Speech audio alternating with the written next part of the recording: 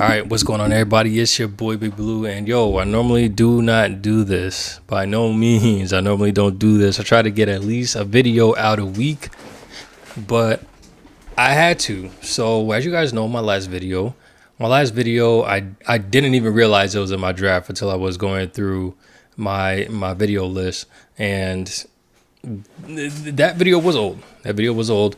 I did it in October, and the event happened, I think, in early October. So as I was editing and I was going through everything like that, getting for it to be ready to be posted, I was thinking about the comment that I made. I said how the lady was, she was probably from the Caribbean because of the way that, she was talking about the situation and not really getting anywhere and all that stuff. And I'm like, you know what? Let me actually verify if she actually is Caribbean. Turns out she's not. She's just California chick. I don't know what she was on, but I don't know what the heck was going on. So she wasn't Caribbean, and I found that out obviously by doing some research. And sure enough, I found a follow-up video.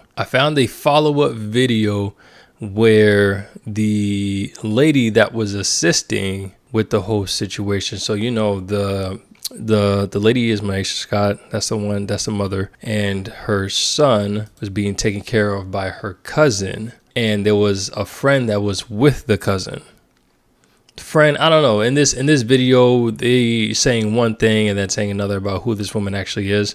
But there was somebody with the cousin that was assisting. And so turns out a month later, the police went to her and, asked her a couple questions, and she put in her 2 cents about what had happened because she had gotten hit. It's actually pretty crazy because just based off of the camera footage from the store, it seemed like a serious hit. And even then, she was actually recording while everything was happening, and then she recorded the moment that she got hit. So it was pretty interesting. I just wanted to dive in real quick, and let's go ahead and I'm going to let the video play, and I'm not going to say anything. I've been getting a lot of comments lately talking about, oh, you talk way too much. Well, that's the whole point of this channel, is for me to talk. If you didn't want me to talk, like I said at the beginning of every video, the link is in the description to watch the whole video. Anyways, not going to get into that. So let's go ahead and watch this news report, and I'll put in my 2 cents afterwards. A child custody exchange erupts in chaos in a Target parking lot. The confrontation leads to a police pursuit, a crash, and a woman run over and left lying on the pavement. You saw the heart-stopping video here on KTLA, and now we are hearing from the friend of the foster mother who is recovering from her injuries. KTLA's Omar Lewis is live with the interview you'll see only on 5. Omar. Yeah, that's right. April Barnes tells us the child's biological mother refused to return him to his foster parent and then ran her over with the truck. Officers then fired their weapon at the woman, who then led them on a pursuit before she was taken into custody. Tonight, we do want to warn you, the video that you're about to see may be hard for some to watch.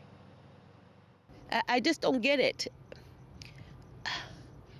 I'm doing my best, but I just don't get it. April Barnes has spent the last month trying to make sense of what happened on October 1st in a San Pedro Target parking lot. 189. This is the moment she was nearly killed in a child custody dispute. I've been in disbelief that I was actually ran over. Barnes says that day she was helping a friend who is the foster parent of a 5-year-old little boy.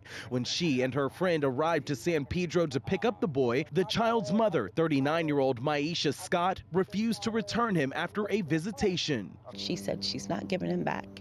She's suicidal and she has a gun. Barnes and her friend, who's the boy's cousin and foster parent, called 911 to get help. LAPD body cam footage captured the entire ordeal, showing Scott interacting with officers. I'm in distress. Okay, You need another help for that. Don't do that, please. Barnes says after officers contacted the Department of Children and Family Services, Scott agreed to return the boy to his foster parent and got in the truck to leave. And I said, please keep her over there so we can get out of here. And before I can finish asking him for the case number so we can reference that, she came charging. Scott ran over Barnes and led police on a 5-minute pursuit before crashing into a tree. As she was taken into custody, Barnes was rushed to a local hospital. I've been in excruciating pain ever since. But her main concern is the little boy who watched the entire ordeal unfold from inside a nearby car. I'm hoping that little guy gets a fair shot at growing up and being a healthy young man. Because the most hurtful thing was when we walked away with him, she was screaming out, "I love you." I love you, son! And I don't want him to see that as love. She's also hoping that police learn from what happened that night as well. She threatened to harm us in front of the officers. So we thought that was a clear indication that she was not well and that she was a threat.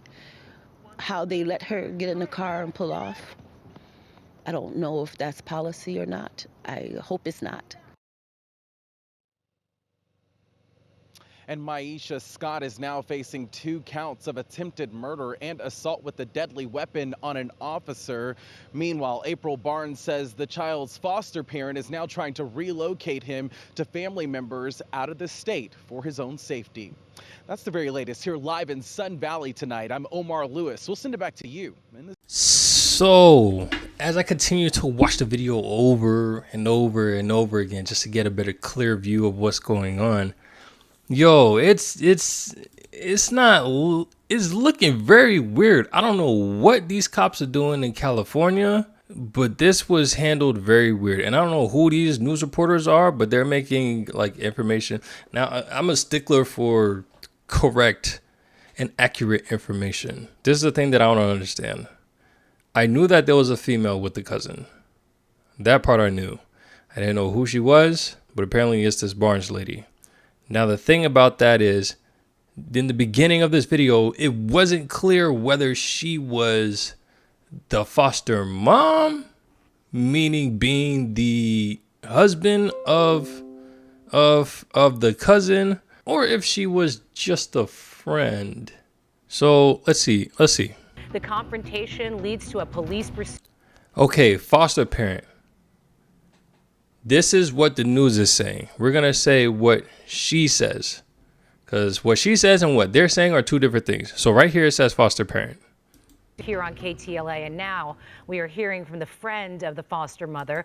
So now we're hearing from the friend of the foster mother, which means that the person that's talking isn't the foster mother, Who is recovering from her injuries. The child's biological mother refused to return him to his foster parent and then ran her over. Foster parent meaning singular. Okay, they're all getting this confused. Over with the truck. Officers then fired their weapon at the child's biological mother refused to return him to his foster parent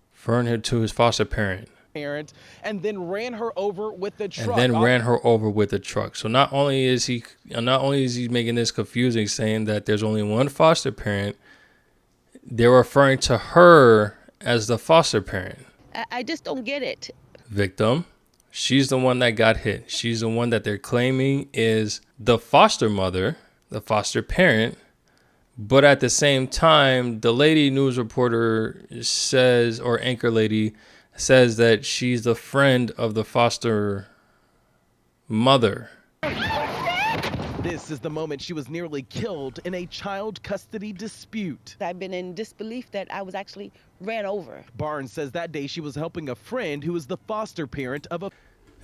And then there we go again. Now she's saying that Barnes, who got hit, was helping a friend who's the foster parent, singular, of the boy. So I think they're all confused here. Everybody's confused. Everybody's giving misinformation on who this lady is. She's suicidal, and she has. And there it goes Barnes again. and her friend, who's the boy. Barnes and her friend, who's the boy's cousin and foster parent. Yeah, no, they were very. They weren't very organized on that interview or on that report. Like, they saying that she was the foster mother, then the one lady was saying that she's the friend of the foster parent that was in the accident, and then him saying that, and then the actual guy that was there was saying that she was the foster mother, but then while he was talking and walking through everything, says that, oh, she's a friend of the foster parent. And even she said, I think that she even said herself that she was just helping. Yeah, she said that she was helping out a friend.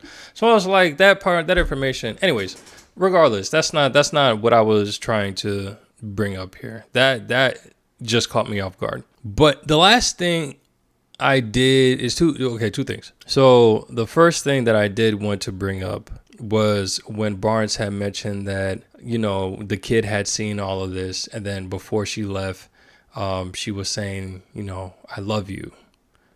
And she didn't want the kid to associate what just happened as love. Because that right here is not love. You're crazy. You're psycho. Okay, that's a little rude. You're just crazy. You got a lot of stuff going on. Love doesn't do this. Love is patient. Love is kind. Love is not boastful. Love does not envy. It's a serious thing. This is all in the Bible, by the way. So when it comes to love, and especially when it comes to being a foster parent, I'm involuntarily a foster parent.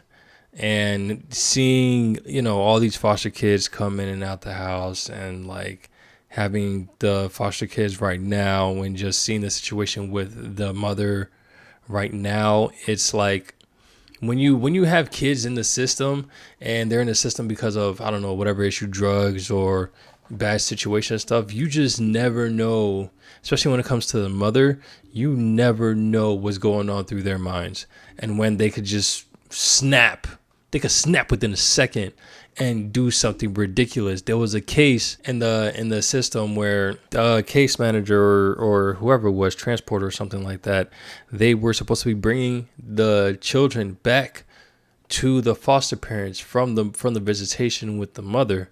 It was late at night or whatever the case it was, and I don't know how everything played out exactly, but literally from what I was told, the caseworker had turned around, was getting, starting to get the kids inside the car, and then somehow, some way, the caseworker had turned around and the mother took off with the kids. They found them, thankfully. But it's like, I can't imagine how many times, I hope it doesn't happen often, but it's like things like that happen. And you never know, especially when it comes, if drugs are a factor in the reason why the kids are being gone, and it's like the mother could possibly have been on drugs for whatever reason, you just don't know. You never know when that parent is going to snap, because there's a lot of factors that come into, yeah, you love your kids, I get that, but the idea is for you to do what you need to in order for you to get your kids back, not to fall deeper into whatever it is that you're in that got them taken away in the first place, or falling into something else. And I know it's tough, but I mean, that stuff needs to be told to these mothers. Like, you need to do what you have to and stick to it and don't deviate from it so that you can get your kids back. Because you do one little thing, your kids are gone. Because of this situation right here, she's not gonna get the kid back. Attempted murder, fleeing the scene, like, you're not gonna get the. And then this brings up the other thing that I was thinking about, like Barnes was saying, she hoped that this wasn't protocol for her to just drive off like this, because it doesn't make sense. Like, at this point, she doesn't have custody of her kids. It's defects, first off, and then the cousin that's the foster parent. So her taking the kid, I could have sworn that maybe I could be wrong. Some child services person, please comment whether this is the case or not. At this point, isn't that child abduction? She took the kid from the person that's supposed to be caring for the kid. Yeah, I get that that's a mother, but by court of law, she's not supposed to have the kid. So to me, this is child abduction. Even though, yeah, they did get the child from the mother and got it back to the cousin, she should have been put in handcuffs and taken to jail. I don't understand why she wasn't, one. And then on top of that, I don't understand why she was able to just leave like that. And then the cops didn't do anything. I mean, I guess they're like, all right, we'll get her later type stuff. But You don't know what's going. She already said that she's high stress and all of that, and you just took her kid from her. That elevated it, and you just let her leave.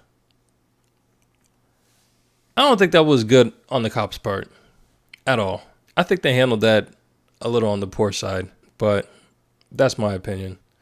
It was definitely interesting hearing, the woman's words. But like I said, having losing your kids, I'm not a woman and I haven't lost my kid. So I can't speak from experience, but I know what needs to be done.